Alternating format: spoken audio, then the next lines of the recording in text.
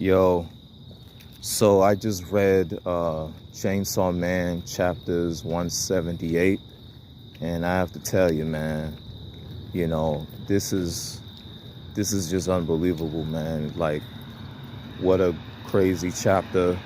The Statue of Liberty, the gun devil coming out of that statue, the way it was drawn was just so beautiful.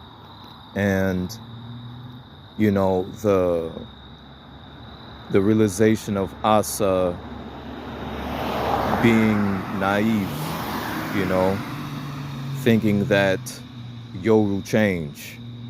And with that being said, man, is Pochita going to eat the Asian devil? You let me know. Like and subscribe. Post a comment. Peace.